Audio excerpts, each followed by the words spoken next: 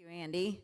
Well, this is the fun stuff. So we get to hear some really inspiring stories. And I don't know about you, but I think I usually leave something like this just feeling totally humbled and full of a lot of hope, because we really do work with some pretty incredible people. And some of them we get to talk about more specifically today. So I am going to get this started without further ado and to bring up Scott Day, who is the Managing Director and Chief Pilot, and Peter Gbelia, Captain from LAX.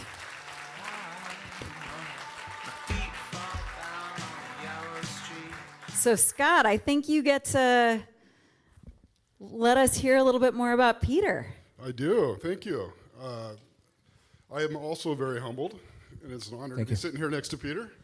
So Peter's one of our LA captains, and I got a few questions for you. Ask away. Okay. So actually, Peter started this organization a number of years ago, and it's in West Africa in Liberia. So tell us about the Empowerment Society International, and what is it?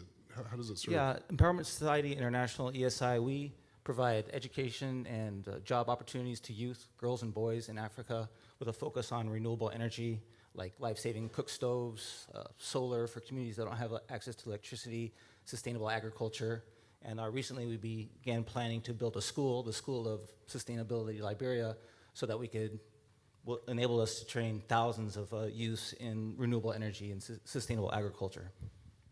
So I know you started this company or this organization, but how did you, why Liberia? How did you start there?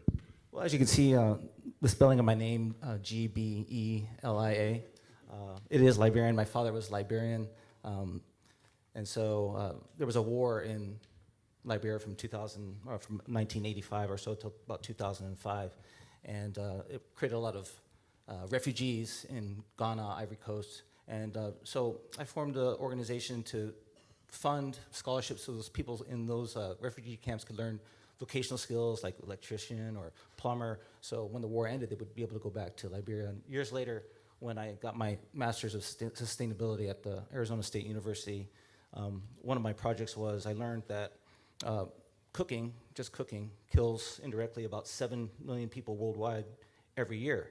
And the simple solution are these little kind of camp stoves called clean cook stoves or improved cook stoves. And so after I graduated with my master's, I just shipped like a container full of those clean cook stoves to Liberia. I went there and we distributed them to people. People loved them. And so that's how it began and how it's going. So now we focus on education, renewable energy, and solar. That's awesome. So not everybody volunteers. What motivates you to do this and put so much time and effort into it? Well, I love service. I served in the Air Force for 23 years, and so it's just ingrained to serve community and give back. So like many of you, I serve, I volunteer, I donate, and I vote. Awesome. Thank you. And, all your visits back to Liberia, can you tell us like your most memorable visit or trip? Yeah, many memorable, exciting trips there. A very fascinating place. But one of the most memorable is when I was first able to go back after the war ended. It was about 2008, and I was able to meet with some of the volunteers I had supported in those refugee camps who had come back, and they were able to take me to my father's ancestral home, a place called Gbelia, which is way in the north of the country. And so it was kind of a very interesting trip. It was muddy roads, in the dark, and really hard to get to. We had to cross a river and a tree dug out, and then when we got to the other side, we had to hike for miles on this small jungle path. And then when we got to the end of the path and it opened up into the village, thousands of people were there to greet me.